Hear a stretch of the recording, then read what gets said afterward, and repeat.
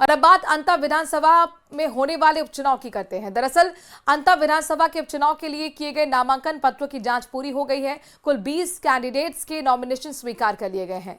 कांग्रेस के वैकल्पिक प्रत्याशी उर्मिला जैन भाया का नामांकन पत्र निरस्त कर दिया गया है। ये रिपोर्ट देखिए। अंता उपचुनाव का सियासी रण, नामांकन पत्रों की जांच हुई पूरी। किसके सिर सजेगा अंता का ताज? अंता उपचुनाव के सियासी रण में उतरे प्रत्याशियों के नामांकन पत्रों की जांच पूरी हो गई है।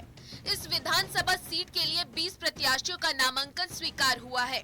रिटर्निंग अधिकारी के मुताबिक कुल 21 नामांकन पत्र दाखिल हुए थे, जिनमें से एक निरस्त किया गया है।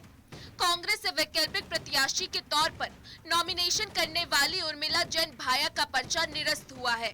बाकी सभी प्रत्याशियों के नामांकन पत्र सही पाए गए हैं। समीक्षा के दौरान एक कैंडिडेट का नाम निर्देशन पत्र खारिज हुआ है। वो कैंडिडेट है उर्मिला जैन, क्योंकि उन्होंने अपना नाम निर्देशन पत्र कांग्रेस से भरा था और वो उस नाम निर्देशन पत्र में उनको एज ए सब्स्टिट्यूट कैंडिडेट उन्होंने अपना फॉर्म दाखिल किया था। चूँकि कांग्रेस का मुख्य अभ्यर्थी प्रमोद जैन का फॉर्म फाइनली सेलेक्ट हो गया था, इसलिए उनका नाम निर्देशन पत्र खारिज किया गया है। अब निर्वाचन प्रक्रिया के अगले चरण में 27 अक्टूबर तक प्रत्याशी अपने नाम वापस ले सकेंगे। हालांकि नाम वापसी का दिनांक 27 अक्टूबर है। 27 अक्टूबर शाम तक ये तय हो जाएगा कि आखिर कौन कौन प्रत्याशी अंता के रण में अपनी बाजी लड़ रहा है। वहीं उपचुनाव में पूर्व भाजपा विधायक रामपाल मेघवाल ने निर्दलीय ताल ठोकी है। हालांकि बीजेपी प्रदेश अध्यक्ष का कहना है कि उनका नाम वापस होने की पूरी संभावना है और अगर ऐसा नहीं हुआ तो उन पर कार्रवाई होगी। लगता है कि 27 तारीख तक मान मोल करके बिठा लिया जाएगा रामपाल मेघवाल को। हम तो बिल्कुल हम पूरा प्रयास करेंगे ना। और ऐसा नहीं होता है तो नहीं होता तो कार्रवाई होगी, अनुशासनात्मक कार्रवाई होगी। पार्टी को वोटों का तो नुकसान होगा। अब देखिए, हम छोटा मोटा नुकसान होता है, कोई बहुत बड़ा नुकसान कोई नहीं कर पाता है। कोई भी व्यक्ति बहुत बड़ा नुकसान नहीं कर पाएगा।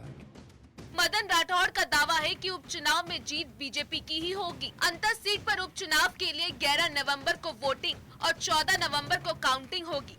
Bureau report, news 18 Rajasthan. वहीं बीकानेर पहुंचे आरएलपी सुप्रीमो हनुमान बेनीवाल ने अंता उपचुनाव को लेकर बड़ा बयान दिया है। बेनीवाल ने कहा कि हड़ौती बीजेपी का गढ़ है और इस सीट पर ज्यादातर कांग्रेस और बीजेपी रही है, लेकिन हम दोनों के खिलाफ लड़ रहे उम्मीदवार का समर्थन करेंगे, जिसका फैसला कल तक हो जाएगा।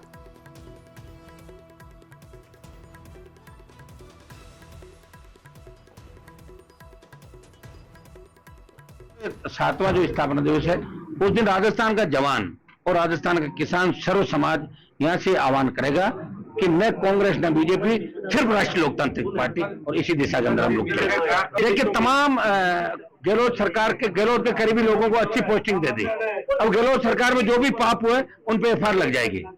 तो वाडोती बीजेपी का गढ़ भी है, कांग्रेस बीजेपी रही वहां पे, हमारी तो कोई पार्टी का ज्यादा वहां रहा नहीं, लेकिन कांग्रेस बीजेपी के खिलाफ मजबूत जो उम्मीदवार है उससे हम आज एक बार बात करें। 2-3 लोग हैं, हम चाहते हैं कि बैठ के एक व्यक्ति हो जाए और उसके बाद अंत में कांग्रेस, मेरा समर्थन कांग्रेस बीजेपी के खिलाफ जो तीसरा उसी को जाएगा, वो हम आज कल में तय कर देंगे और उसको समर्थन देकर आवश्यकता पड़ने में जाओगे।